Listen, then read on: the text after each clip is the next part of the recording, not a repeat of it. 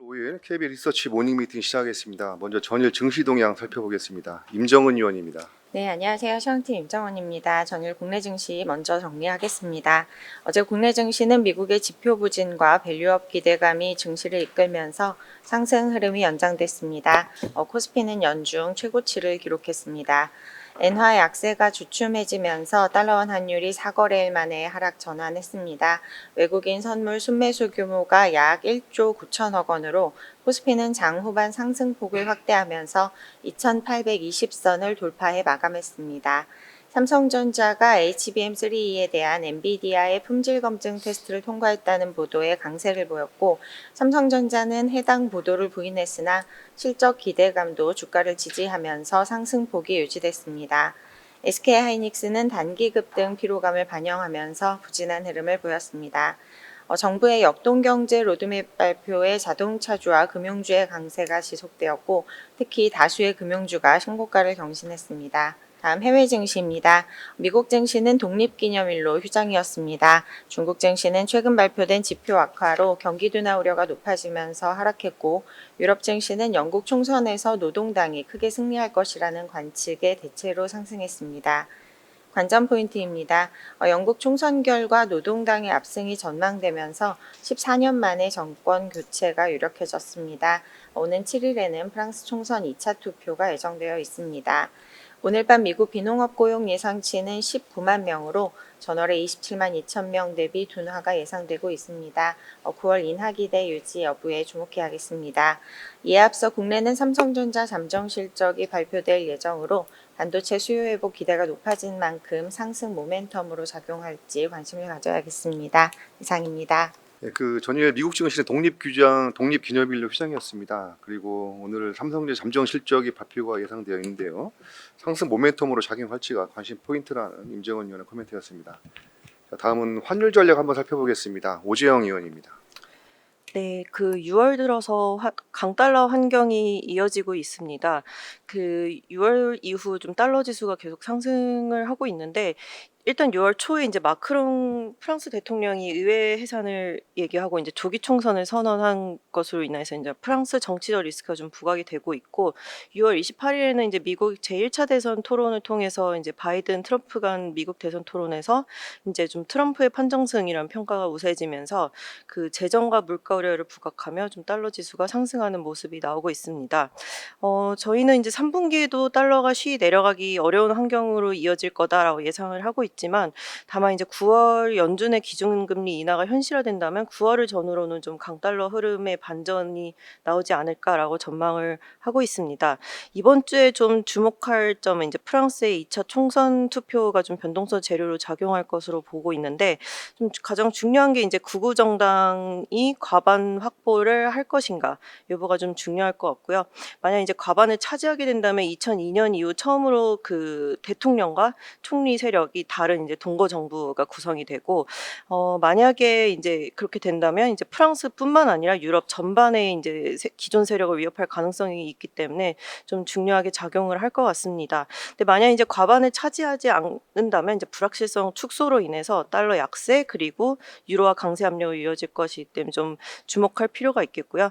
일단 좀 살펴보면 6월 30일에 1차 투표가 있었는데, 1차에서는 총 577개의 지역구에서 이제 50% 이상의 득표자가 있는 경우에 확정이 됐는데, 이 중에서 76명 중에 절반 이상이 이제 극우 정당이 당선이 됐고요.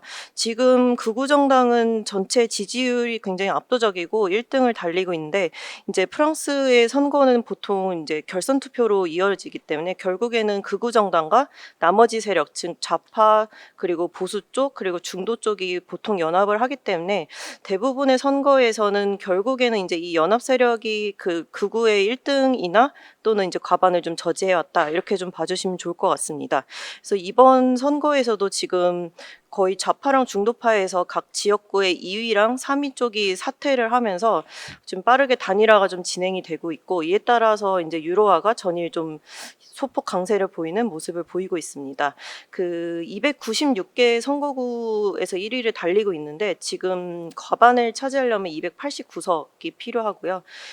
이제 이 연합에서 10석에서 한 50석 정도만 가져온다고 치면 이제 과반을 차지하지 못하게, 그러니까 저지하게 만들 수 있다라고 보이고 있습니다. 그래서 저희는 과방 가능성보다는 이제 저지하는 그런 시나리오가 좀 더 가능성이 높지 않나라고 생각을 해서 변동성은 있겠지만 결국에는 좀 유로화 다시 소폭 강세 되돌림 가능성이 있다라고 제시 드립니다. 이상입니다.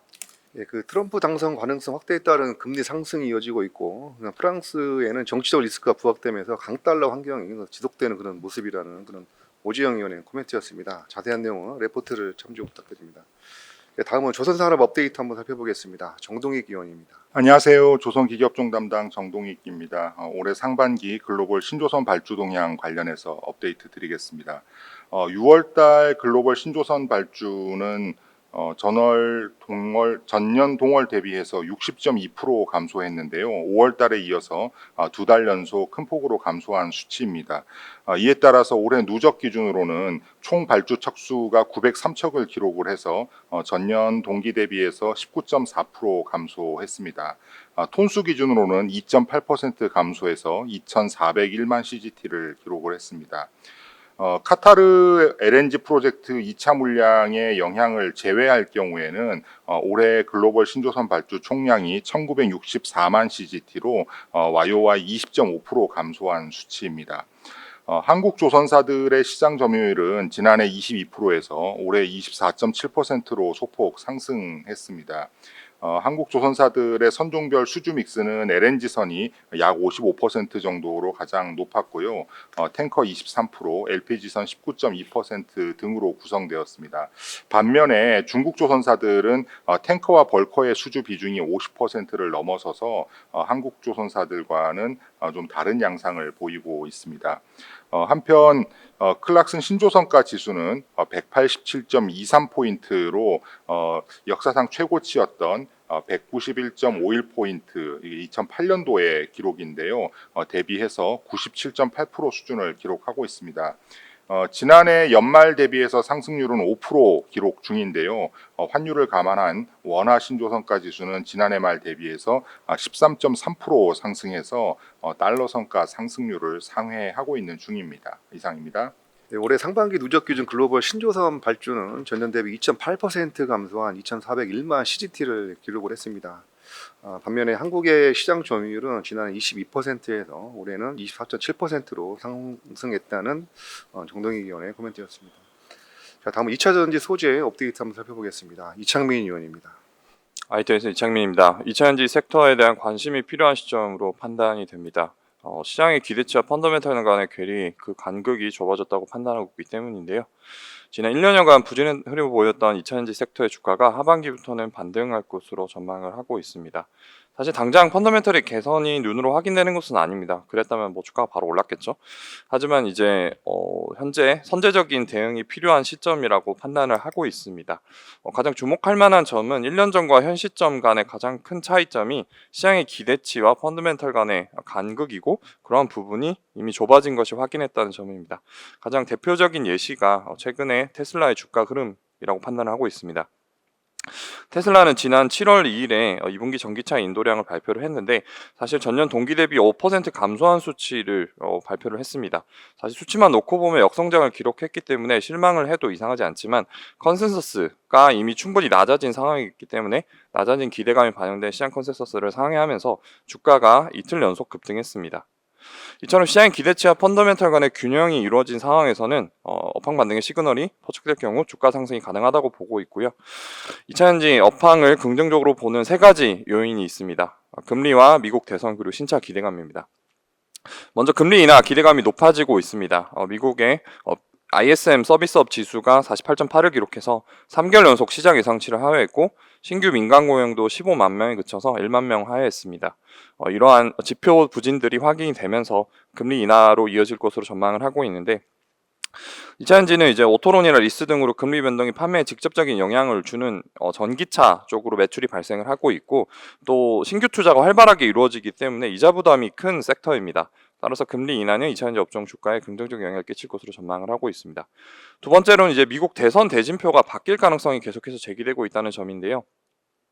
지난 27일 바이든 대통령과 트럼프 전 대통령 TV 토론회 이후에 바이든 대통령의 그런 승산이 낮아지면서 민주당 내에서 바이든 후보직 사퇴를 요구하는 목소리가 나오고 있습니다.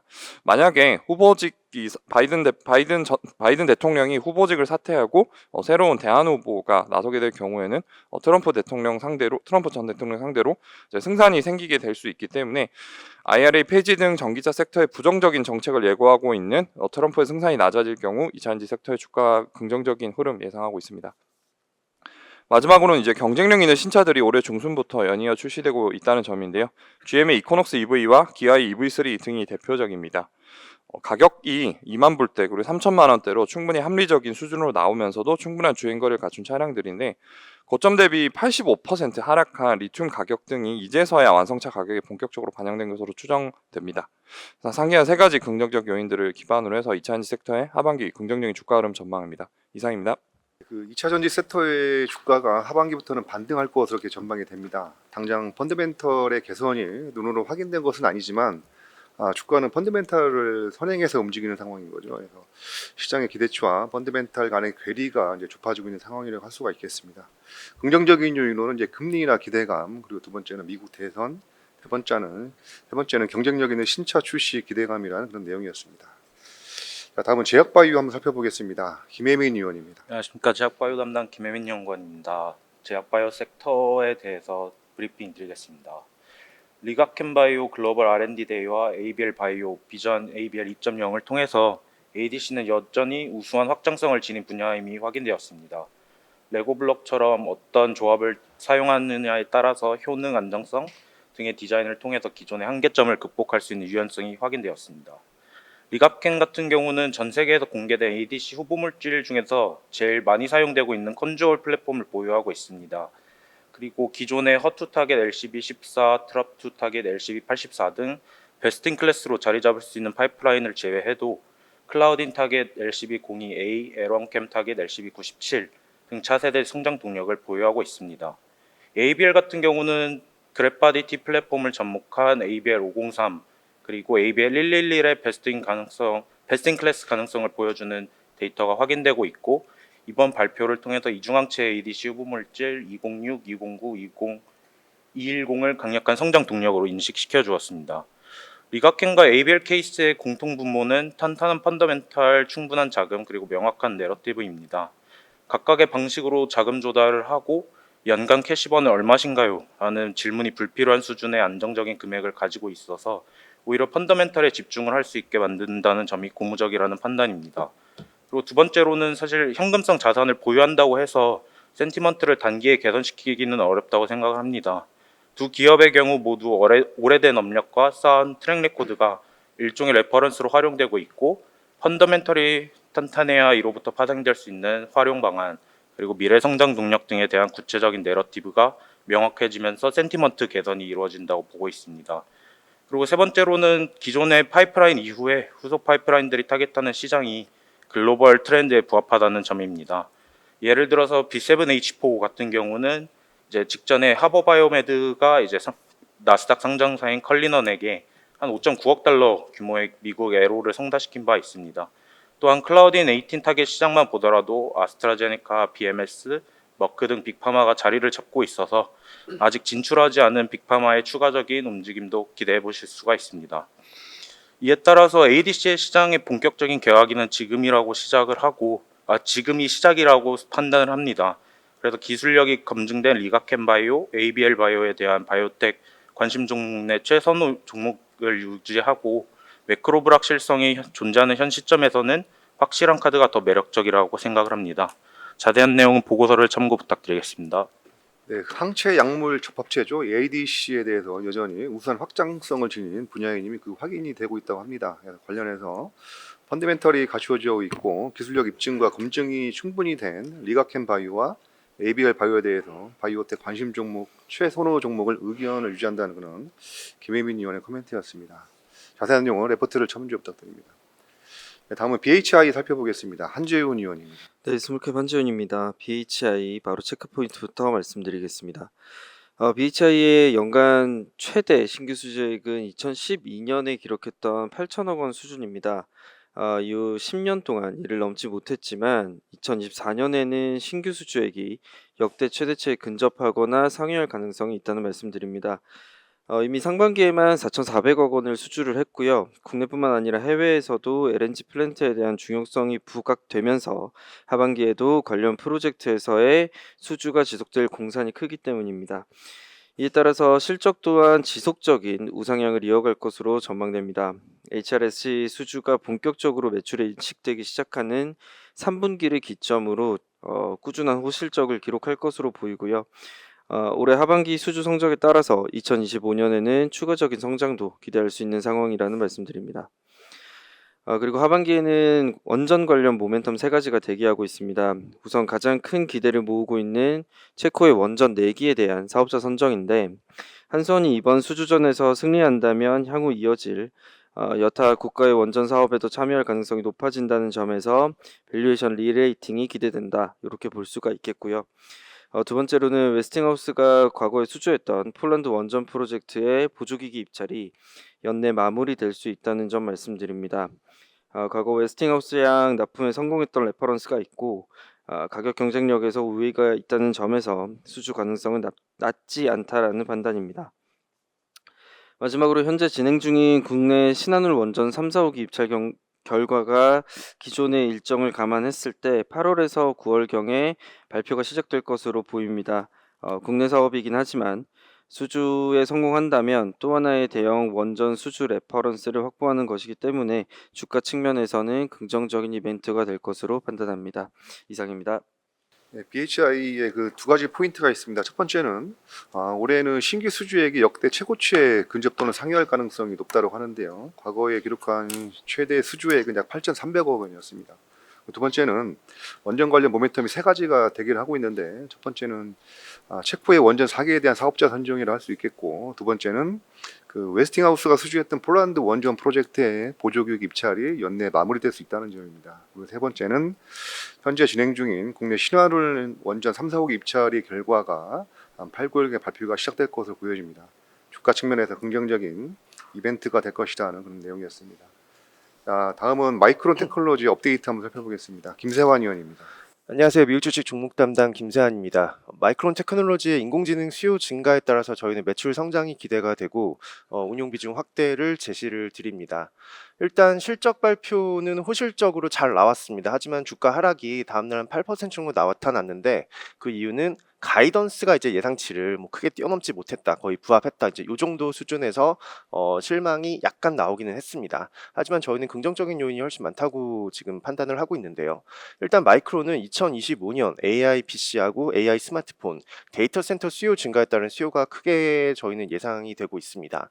두 번째는 미국에서 적극적인 지금 지원법을 내놨는데요. 칩스법이죠. 이걸로 인해서 마이크론 테크놀로지 같은 경우는 61.4억 달러 정도의 반도체 공장 설립 보조금 지원을 받게 됩니다. 여기에 이제 대출을 75억 달러까지도 승인을 해줬기 때문에 사실상 마이크론 같은 경우는 한 135억 달러, 하나로는 15조가 넘어가는 그런 자금을 가지고 뉴욕 근처에 이 반도체 공장 그리고 R&D 센터를 지금 설립을 하게 됩니다. 그렇게 되면 HBM 쪽에서의 서포트를 더욱더 잘 할 수 있을 거라고 보고 있고요. 한 2028년 정도의 완공 예상이 나오고 있습니다. 그 다음에 재고를 지속적으로 줄여가고 있는데 아직까지 재고가 악성 재고가 다 줄여지진 않았습니다. 2025년 정도 돼야 가능하다. 2025년 연말 정도로 보고 있는데요. 어쨌든 재고는 지금 그래도 줄여나가고 있고 가격 책정을 일단은 2024년은 완료했습니다. 그리고 2025년에도 지금 일부를 가격을 책정을 했다고 발표를 했는데 영업마진이 회복세를 여전히 나타낼 만한 그런 정도의 가격이다. 이렇게 어플라이드 머티리얼 마이크론 테크놀로지는 발표를 했습니다.